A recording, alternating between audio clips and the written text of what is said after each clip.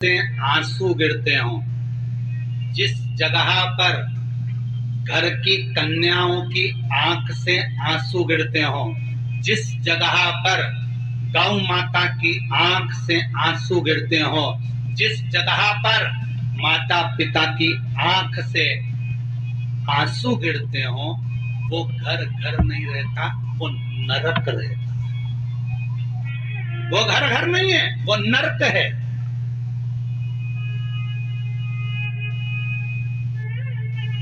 साधु सन्यासी ब्राह्मण को रुलाकर आप सोचो कि स्वस्थ रह जाओगे, मेरा घर स्वर्ग हो जाएगा। नहीं नहीं भाई, वो नरक है।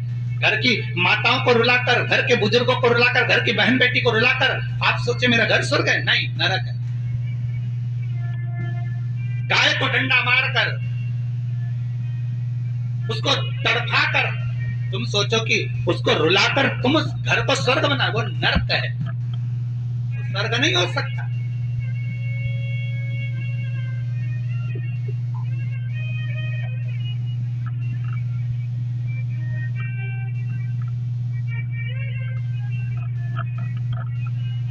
महाराज,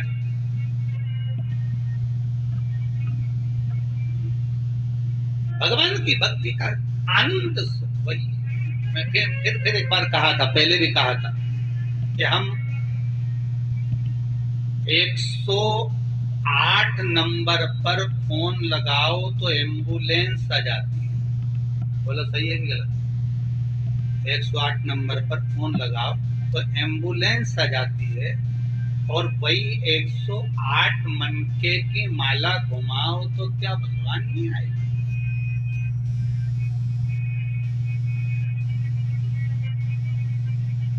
जय शिव नहीं? मैना, कन्या, कला, नीचे जाओ तुम मृत्यु लोक में जन्म लोगी।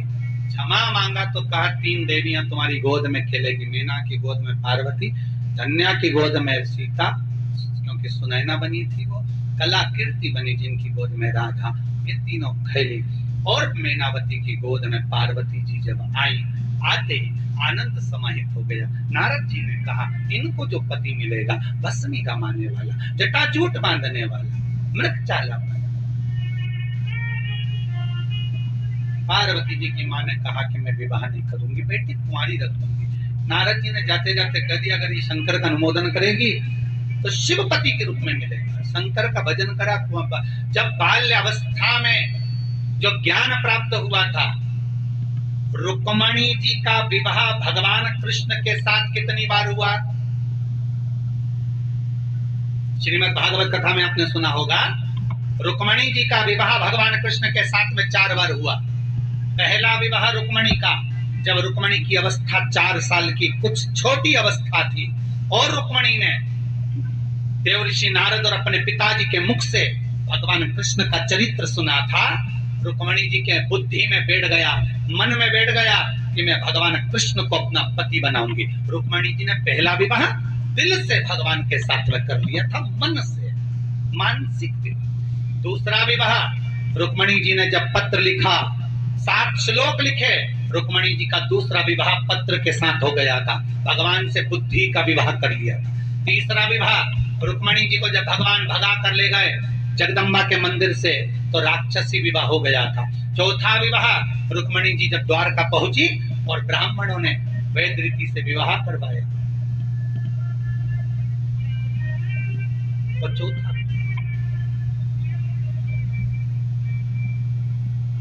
4 विवाह रुक्मणी के।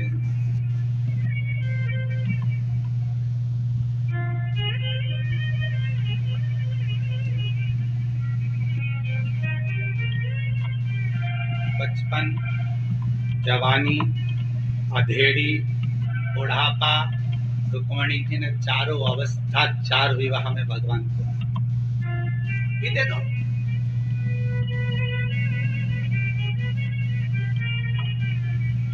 अभी तो दो। एक संत निकल कर जा रहे थे, एक सेठ जी अपने पोते को खिला रहे थे। संत जा रहे थे तो सेठ जी ने आवाज लगा कर, ओ महाराज कहाँ जा रहे हो? बस प्रवचन देने जा रहे। महाराज जी बोले थोड़ा बहुत प्रवचन। सेठ जी बोले हमको दे जाओ। संत बोले हम क्या प्रवचन दें, तुम्हारी गोदी में जो तुम्हारा पोता बैठा है रोज तो प्रवचन देता है तुमको, रोज तो बोलता है बाबा जी बाबा बाबा, रोज प्रवचन तो देता है कि अब हो गई जिंदगी, बाबा बन जाओ, भजन करो, राम नाम गाओ।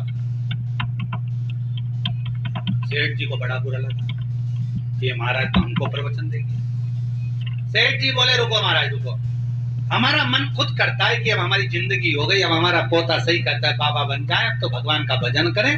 पर महाराज बात इतनी सी है कि मन 2-4 बार करा बाबा बनने का, पर बेटे को गोदी में ले तो कहता बाबा जी, और बेटी के बेटे को गोदी में ले तो कहता ना ना ना ना ना ना। अब आफत में हम फंसे कि बाबा बनने का मन बनाओ तो बेटी का बेटा कहता ना ना मत बनना। संत मन में सोचे सेठ जी तो बड़ा अपने आप को ज्ञानी समझता है, बताओ सेठ जी संत ने तो कहा तुम्हारे पांव पड़ ले, तो तुम्हारे बराबर संत नहीं, क्या है ये दुनिया है। अगर कोई समझाने का प्रयास करे ना तो बहुत इतनी अकल से समझाएंगे, अब बहुत बढ़िया, क्या समझाने बैठे।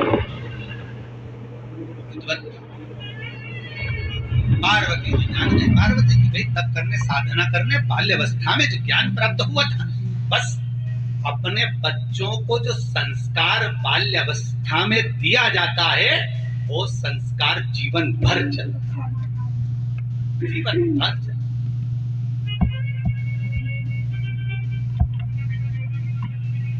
फिर बदला नहीं जा सकता, देव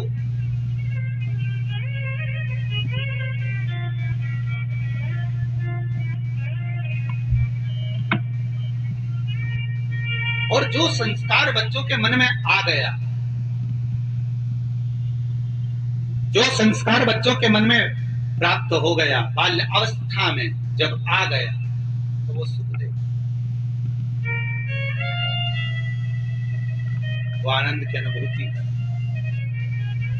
और महाराज शिव महापुराण की कथा कहती है पार्वती जी शिव की आराधना में लग गई, शंकर की भक्ति में डूब गई, और ऐसी भक्ति में डूबी, ऐसी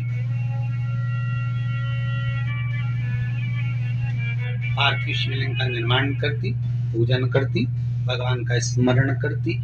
ओम